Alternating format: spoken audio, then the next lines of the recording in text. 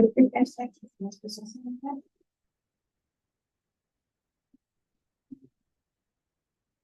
Já sei. Então, esse dispositivo aqui, você tem experiência? Não. Não, mas você ouve falar, você lê, você tem congresso. Não, é só o que a gente conhece, mas o Beni, a gente vai falar do nosso. Já estamos ao vivo. Olá!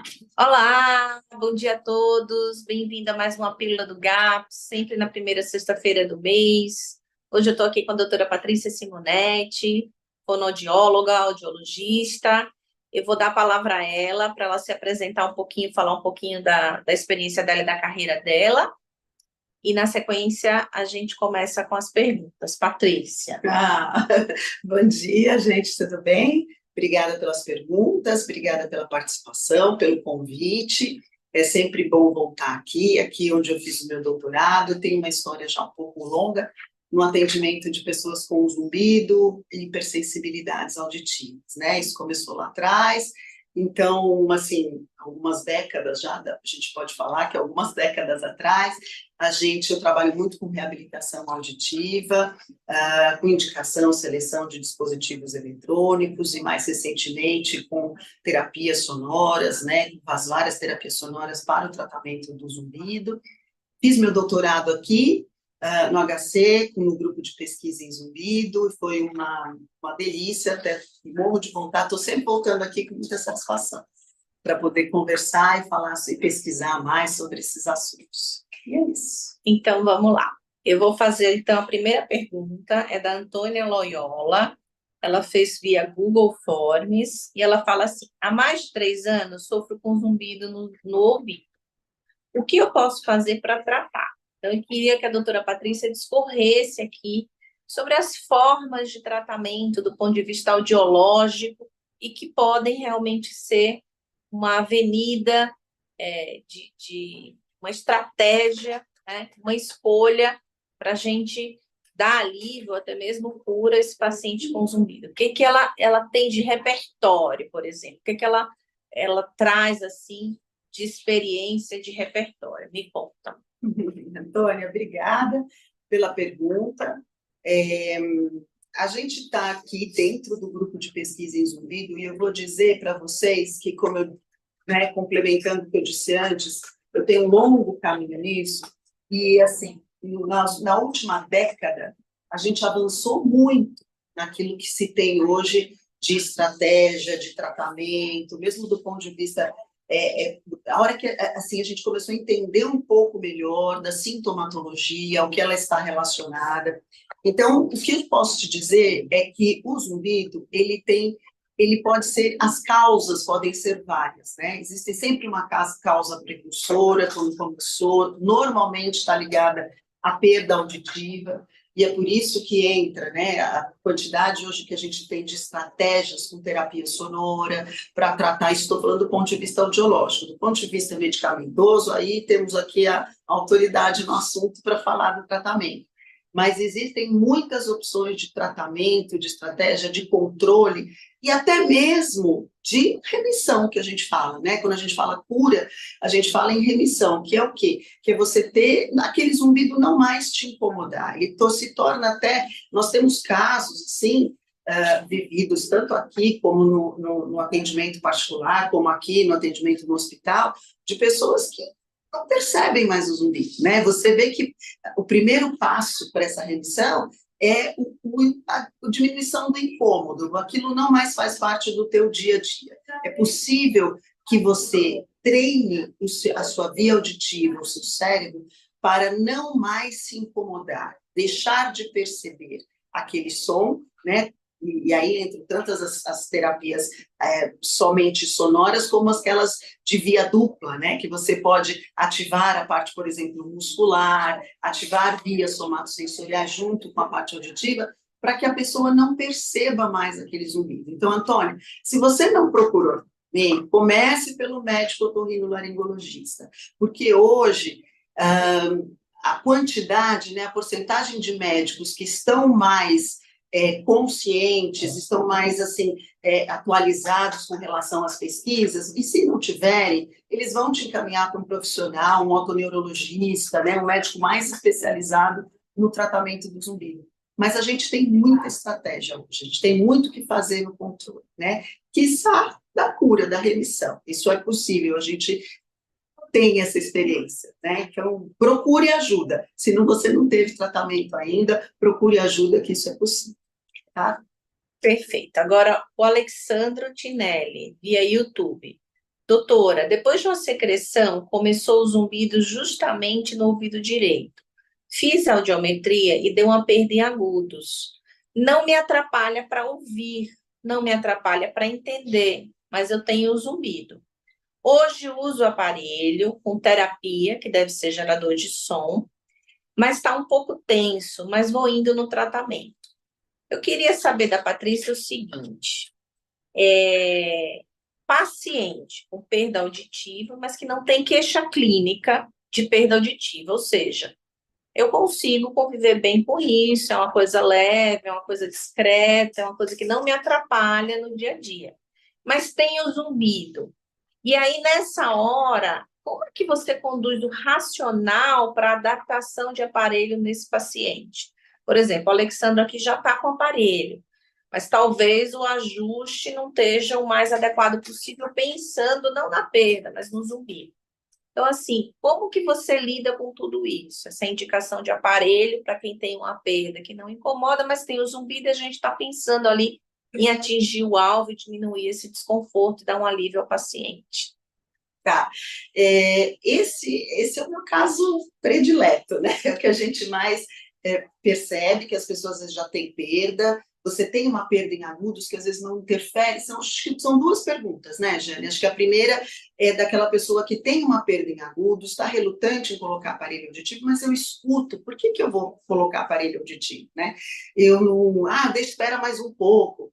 Então, assim, a gente tem a perda auditiva e ela pode estar concentrada numa região que não faz muita diferença para a gente entender a fala e as situações do cotidiano. Só que essa lesão já existe. Isso quer dizer que a via auditiva já está deficitária. Ela está levando menos informação para o cérebro. Então, assim, esse cérebro reage precisando de mais informação, ele recruta mais neurônios, ele fica hiperativo, e isso pode ser o zumbido que você está ouvindo. Então, assim, logicamente, o racional é esse. Se a gente colocar mais amplificação e nutrir essa via auditiva com informação, o cérebro com o que ele precisa, a gente tem mais chances de provocar uma reorganização nesse cérebro para que ele pare de tornar aquela via tão ativa, e aí você diminua a percepção do seu zumbido. Então, mesmo que você não tenha essa necessidade, essa demanda de ouvir melhor no seu dia a dia, um aparelho auditivo e somente a amplificação, ela já pode te promover um alívio, inclusive de modo permanente. Isso quer dizer o seguinte, ela pode não só, porque quando você adapta o aparelho auditivo, você amplifica os sons ambientais. Então, ele não está super amplificando, ele está amplificando aquilo, mesmo que seja um pouco, a amplificação dos sons fracos do ambiente, ele já serve. Enquanto você está usando o aparelho para mascarar, para disfarçar a percepção daquele zumbido, mas ele também faz uma estimulação neural constante e importante, onde precisa ser feito, e aí entra a pergunta do ajuste, né? A gente precisa ver se você já usa aparelho e está ouvindo a gente, se você já usa o aparelho e não está tendo esse benefício, procure o seu fonoaudiólogo, porque o ajuste ele é importante para fazer com que isso de fato aconteça. Então, essa amplificação naquela região, com certeza vai, a curto, médio ou longo prazo, né, promover esse alívio e talvez até de forma permanente. Eu acho que aqui duas coisas são importantes. Primeiro, o paciente lembrar que tratamento de zumbido, seja com aparelho ou de qualquer outra forma, é tratamento de formiguinha. Então, não é uma coisa imediata. Às vezes a gente encaminha, o paciente põe e fala, mas não melhorou meu zumbido. Mas não é do dia para a noite, não é fast food, né? Você vai recrutar neurônios, células no cérebro, né, para poder ter essa mudança, essa plasticidade que a Patrícia está falando. E isso leva aí uns 6 meses. Então, não Até mais. espere, para você perceber os primeiros resultados, 6 meses, né? Às vezes 12 meses para ter um resultado mais robusto. Mas assim, não espere uma coisa mágica e rápida. Segundo, se você está com o aparelho, como o caso do Alexandro, e ainda assim está tenso, a coisa não. Então, de repente, procurar a fono para fazer esse ajuste. E uma coisa importante, lembrar que mesmo que você tenha uma perda e não se incomode, essa perda, ela faz uma diferença, mesmo que silenciosa, vamos dizer assim, na percepção de sons que você nem percebe que não está ouvindo, né? E a longo prazo, isso pode interferir com o cognitivo, com memória, com atenção, né? Levar a uma sobrecarga, né? Existem estudos mostrando que o paciente que tem perda e não reabilita tem aí 30% mais chances, ou 3 vezes mais chances, de ter, por exemplo, uma diminuição, né? Um declínio cognitivo com o tempo, né? Então, é importante também considerar tudo isso quando a gente fala de perda, mesmo que uma perda que clinicamente não seja importante para o paciente, e zumbido. Ao longo prazo, aí esse declínio cognitivo, maior chance até de ter alguma coisa tipo Alzheimer, etc. Tá bom? Então, acho que é importante aí, para o caso do Alessandro, de repente, checar o ajuste, se ele tiver com o aparelho há muito tempo, ou se for pouco tempo, realmente insistir, perseverar, porque é uma coisa que leva uns meses aí para acontecer. E os aparelhos auditivos hoje, eles têm combinados, eles têm uma série de estímulos, que a gente fala que é o gerador de som, que são estímulos que aliviam, que ajudam nesse controle da percepção. Porque a gente não pode esquecer que o aparelho auditivo, ele amplificando os sons, melhorando, né, diminuindo esse contraste entre o zumbido e, por exemplo, o silêncio que você possa estar, esse zumbido acaba, a percepção fica um pouco maior. Só que quando você estiver num ambiente silencioso, o aparelho não está amplificando nada. Então, assim, existem, né, de forma combinada, aparelhos, hoje a maioria dos aparelhos, os fabricantes têm isso, né, porque é um tratamento validado, a gente já vê resultados, já tem estudos comprovando isso, né? Que você, esses sons em combinação com a amplificação, eles ajudam a promover esse alívio, essa distração, essa coisa para você não ficar o tempo inteiro monitorando o seu zumbido, né? Isso não pode acontecer.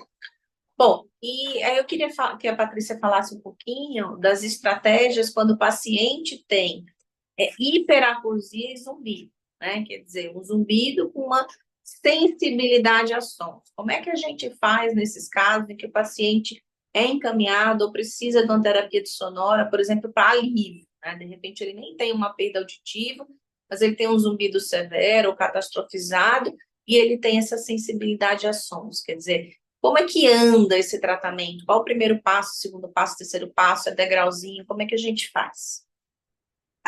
Esse é a tríade, né? E normalmente tem uma perda auditiva também, começando, uma lesãozinha que não aparece muito no audiograma, mas sempre tem alguma coisa. E esse paciente, essa pessoa é a pessoa que mais habita os nossos consultórios hoje, porque eu não sei se foi uma questão até pós-pandêmica, as pessoas ficaram um pouco mais introspectivas e mais perceptivas e mais intolerantes a ambientes ruidosos, mas eu costumo ver essa queixa vem muito quando as pessoas, olha, tenho dificuldade de tolerar ambientes mais barulhentos, com muitas pessoas falando. A hiperacusia, ela assim, ao contrário do que o nome parece, né, lembrar que é uma superaudição, na verdade não é isso, na verdade é uma alteração na sensação de crescimento da intensidade. Então, para dar um exemplo para vocês, por exemplo, a gente está ouvindo uma TV, né? Vamos lá, vamos aumentar um pouquinho. Então, eu vou lá, aumento um pouquinho, para a pessoa que é hiperacúsica, eu aumentei demais, né? Então, ela tem que estar num ambiente em que todo mundo está bem, está confortável, e ela não aguenta aquele ambiente. Então, hoje em dia é muito difícil uma pessoa viver com conforto, né? Porque ela sai do restaurante, ela entra num shopping e ela sente aquilo exageradamente, né? Com muito exagero. Então, esse eu considero que seja o primeiro passo que a gente, assim, o primeiro alívio que você tem que tentar promover para esse paciente. Então, normalmente, enquanto, vamos dizer que ela tem uma perda auditiva, eu não consigo amplificar muitos sons, porque eu vou bater lá no desconforto dessa pessoa. Eu não consigo, por exemplo, fazer com que ela fique muito tempo, como a doutora Jeane disse. A gente precisa do estímulo constante e de tempo para promover esse alívio, essa plasticidade no zumbido. E se eu amplifico esse som e essa pessoa está intolerante, eu não vou conseguir que ela fique muito tempo com o aparelho na orelha, e nem frequente em muitos lugares. Então, eu sempre começo, eu considero que o tratamento dessa hiperacusia, que é também com terapia sonora, é uma exposição de forma moderada e controlada, né? Pode ser por meio da amplificação do aparelho auditivo, caso esse seja necessário, que a gente tenha uma perda auditiva junto, ou com a terapia sonora, por exemplo, para o zumbido. Que essa exposição seja controlada, um número de horas por dia, um estímulo controlado, e a gente fazer um controle bem apertadinho. Eu atendo essa pessoa, normalmente eu vejo ela no começo, faço orientação, depois de um mês, depois de 3 meses. O que eu tenho visto aí é prática, gente, é que ao longo de 3 meses já existe um ganho. Isso quer dizer o seguinte, essa pessoa já fica menos intolerante, ela já aguenta um pouco mais, né? Existem graus para isso, lógico, a gente tem como medir isso, então essa avaliação é feita no início e é feita ao longo, às vezes, de 3 meses, se não for suficiente, ao longo de 6 meses. E aí você já está fazendo uma terapia sonora direcionada para a pessoa ficar menos intolerante e também para as questões do zumbido, né, e da perda. E aí você consegue, diminuindo essa intolerância, acessar melhor a amplificação dos sons e a terapia sonora para o zumbido. Perfeito, muito bom. Fala muito. Não, foi ótimo. Só para responder a pergunta. Eu vou só responder a pergunta de um ouvinte, que eu acho que tem mais a ver com o médico do que com o audiologista, mas para não deixar a ouvinte sem resposta. A Carla, via WhatsApp, pediu se seria possível falar sobre perda auditiva e zumbido no climatério, a entrada na menopausa. Com a reposição hormonal é possível recuperar essa perda e diminuir o estímulo e o zumbido? Então, assim, existem receptores na orelha que são receptores hormonais para os hormônios femininos, como estrógeno. E realmente algumas mulheres, quando entram no climatério, podem, não todas, mas algumas, dependendo da carga genética, ter uma perda auditiva por conta dessa falha hormonal, do despencar desses hormônios, tá?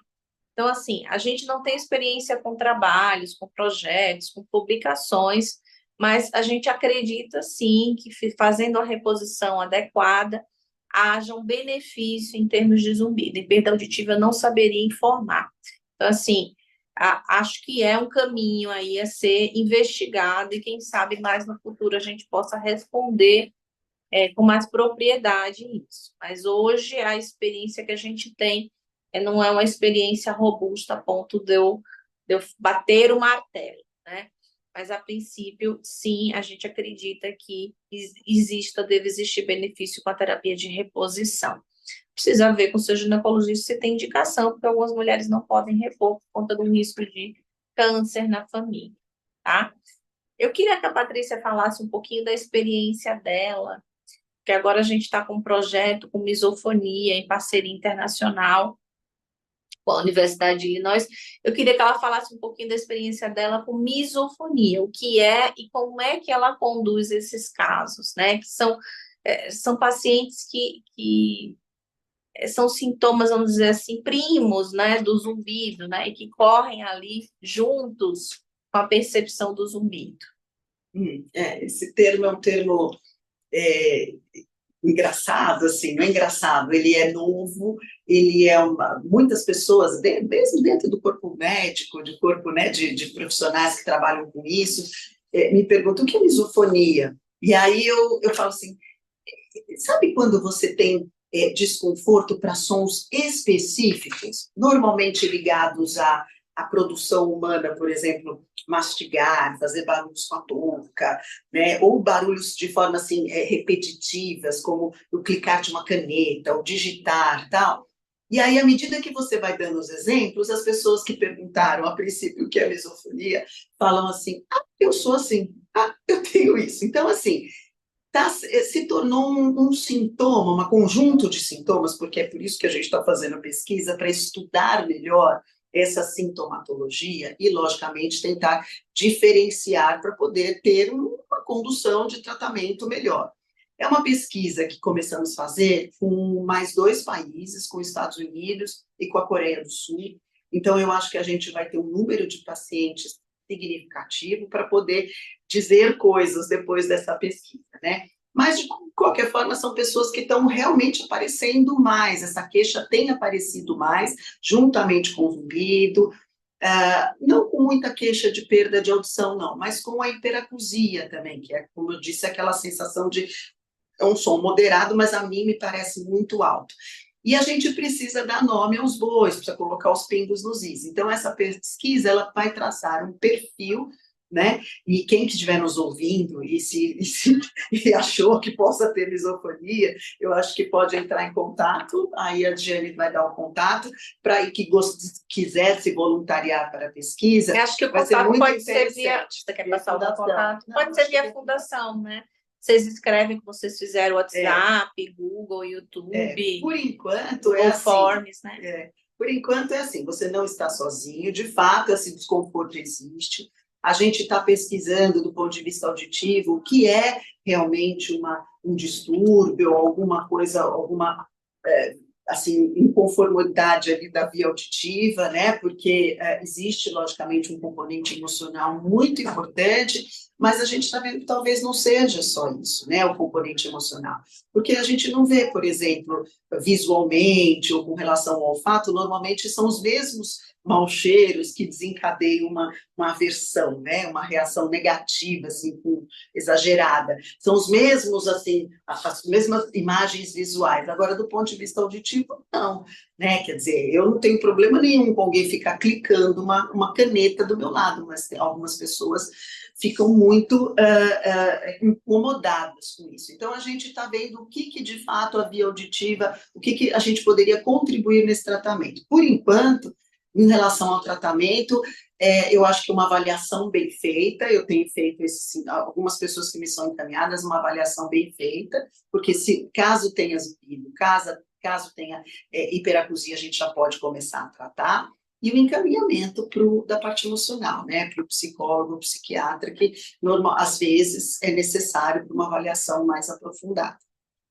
Perfeito. Então, esse sintoma aí que ela falou, que é a misofonia, que é a aversão a determinados sons, geralmente sons repetitivos, de baixa intensidade, e que causa essa aversão, essa angústia no paciente, né? Eu acho que vale a pena a gente só fazer um alerta que isso, as pessoas que a gente já estão participando da pesquisa, a gente vê muito isso, esse início desse desconforto pode se dar, inclusive, desde a infância. Então, mamães que às vezes veem os filhos incomodados com o ambiente, com alguma coisa, seria interessante encaminhar, fazer uma avaliação, né, passar no otorrino, fazer uma avaliação audiológica para ver se existe alguma coisa ali que possa ser melhor encaminhada. Perfeito. Eu vou só responder aqui essa pergunta, Paty, do Leandro via WhatsApp. Estou com zumbido severo catastrófico, já fui em muitos médicos, tudo começou com catarro subindo pela tuba e atingindo o ouvido médio. Não tenho perda. Existe algum contato na USP sobre novas pesquisas e tratamento? Olha, para os pacientes que querem fazer tratamento, uma via é o site, né? www.zumbido.org.br. Você pode fazer a inscrição, a pré-triagem e aguardar lá a resposta. Aí ele pergunta também dos dispositivos que existem no exterior, o Lenire ou a Susan Shaw. São dispositivos na verdade, que o dispositivo é acoplado à língua, estimula o nervo da língua e que podem, de repente, trazer algum alívio no zumbido. Porém, as publicações são todas dos fabricantes, então a gente não tem, assim, respaldo na literatura para dizer, olha, isso funciona, isso não funciona. Ainda é tudo muito novo e novos estudos precisam ser feitos para a gente poder bater o martelo, tá? Então, aqui no HC, na USP, a gente não faz. A gente tem outros protocolos de tratamento. Quer dizer, esse recurso, esse dispositivo, nós não temos aqui. Eu vou pedir para a Patrícia falar agora um pouquinho de aparelho de amplificação sonora, o seguinte, o paciente acabou de adquirir um aparelho para tratar o zumbido, ele vai usar, é para perda também. Quais são as recomendações? É só enfiar na orelha e tchau, bênção? O que você orienta? O que você conta para esses pacientes? O que ele precisa fazer? É a mesma coisa que óculos, botou na cara e sai andando? Como é que é aí? Quais são as recomendações, os highlights, os top 10? Qual a lista de tarefas, de deveres que esse paciente precisa para poder manter esse aparelho o mais tempo possível, ter uma vida útil ótima? Ele vai ficar na gaveta, vai ficar na orelha? Quantas horas por dia? O que você recomenda, assim? Qual a receita de bolo? Vamos lá. Assim, aparelho auditivo é uma coisa assim, a gente já tem há muito tempo, só que a gente nunca teve dispositivos com tanto recurso hoje, né? Então, assim, não tenha preguiça, não dá para dizer que é preguiça, mas assim, no começo, o início da adaptação é muito importante, independente se você tem zumbido ou não. Mas se você tem zumbido, talvez você tenha que ter um acompanhamento mais voltado para o zumbido, para a hiperecusia no início, né? Então, se você vai num local onde você vai comprar esse aparelho, e você faz esse teste, e você diz que tem zumbido, e você diz que tem hiperacusia, e você está sentindo desconforto quando colocou o aparelho, procure esse profissional e reforce que esse sintoma, que está te dando desconforto, que você tem esse sintoma. Porque uma avaliação nesse sentido, hoje você tem recursos no aparelho para que você aumente os sons, por exemplo, mas não tenha desconforto, né? Então, existem ajustes a serem feitos, exija do seu profissional que ele veja o que você está dizendo, né? Eu acho que o que eu quero dizer, em suma, é participe intensamente do processo da sua adaptação. Não é como colocar na orelha e ir embora, como um óculos, né? Às vezes até um óculos, dependendo da lente, você precisa de um tempo para que ele serve. O ouvido é a mesma coisa.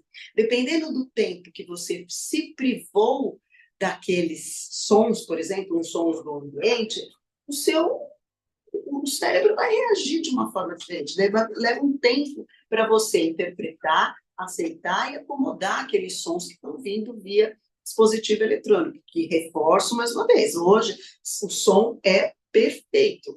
Nós temos recursos digitais que deixam o som muito confortável e uma qualidade sonora excelente. Então, assim, participe, exija, porque isso tem que ser feito de perto, né? É lógico que se você tem zumbido e hiperacusia, você não consegue ir num local experimentar um aparelho por semana e decidir o que você vai fazer da vida, né? É muito difícil. Então, procure uma solução alternativa, procure conversar com um profissional. Olha, eu não estou satisfeito por causa disso. Será que, né? Isso aqui é mais importante agora. Então, assim, procure ajuda. Eu acho que isso é a primeira coisa, né? Exija, porque existe uma forma de você ajustar o aparelho, e não é um aparelho que é melhor que o outro.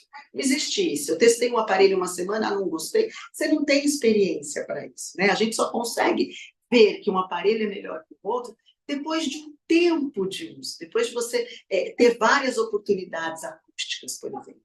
Então, todos os aparelhos hoje são bons, são aparelhos muito melhores do que há 20 anos atrás. Então, você vai conseguir uma adaptação para você. Não desiste do aparelho. Hoje, o aparelho auditivo, ele é a fisioterapia que a gente tem constante. É a exposição e o exercício que a gente precisa fazer para esse cérebro funcionar, para a gente diminuir o nosso esforço auditivo para poder sobrar aqui, ó, cognitivo para a gente, para a vida toda, em suma, né? Mas eu acho que é um highlight só, é esse. Exija, porque hoje a gente tem recurso, não é? Bom, não, tá tranquila. A limpeza eu acho importante, todo dia, ao final do dia, quando você parar de usar, que você for dormir, limpar esse aparelho. Como é que você recomenda que limpe? Isso é. Eu falo assim, o aparelho pode custar milhões, ser o aparelho melhor do mundo. Se ele tiver cerumen obstruído, não, né, porque a gente põe aquele aparelho todos os dias, e todos os dias quem tem uma produção de cerumen maior acaba tendo que ter uma limpeza mais eficiente e constante. Então, assim, talvez a gente tenha que tirar, se você usa um aparelho modelo retroauricular, talvez você tenha que tirar a parte do molde ou a oliva, a ponteira, você tenha que tirar isso com sim, muita constância, uma vez por semana ou mais até, e sempre limpar. Eu digo para os meus pacientes, quando você tira o aparelho da orelha, você tira, ele estava ali quentinho, a cera está molinha. Então, é a melhor hora de limpar o aparelho. Tirou o aparelho, já vai com papel seco e limpa esse aparelho. Você evita o acúmulo, né? Então, assim, pouca carga, ou então a bateria não está boa, e cera no conduto pode custar milhões no aparelho, que ele não vai funcionar do mesmo jeito. Então, esse dia a dia, a manutenção, ele não pode ser deixado para segundo plano, que ele, de fato, acaba com toda a boa intenção do profissional. Além disso, voltar a cada 6 meses no seu otorrino para limpar o canal, para não deixar resíduo, né? Porque isso também vai favorecer que esse aparelho funcione nas melhores condições possíveis, né? Acho que a gente deu o recado, né? Você quer falar mais alguma coisa? Acho que sim. Não, eu acho que as principais coisas a gente abordou do que a gente tinha aqui de pergunta, que é assim a relação, o que é uma coisa ou outra, assim, muito logicamente por cima, né, da hiperacusia, desses desconfortos, essas intolerâncias, as pessoas, eu acho importante, a gente está num local aqui de pesquisa e atendimento, né, Jane? Então, o que está sendo trazido aqui, a gente está tentando tanto estudar mais, eu acho que em breve a gente vai ter uma forma de tratamento que seja mais uniforme para as pessoas, porque muito hoje está se descobrindo sobre esse sistema auditivo e suas relações aí toda com a parte cognitiva e emocional. Então, isso a gente tem que ficar de olho também nas outras, né, nas outras coisas da vida, né, para poder, quando você se adapta a uma coisa nova, você procura uma ajuda. Então, tudo isso tem que... E é um bom profissional, né? Seja sempre monitorado, acompanhado por um bom profissional.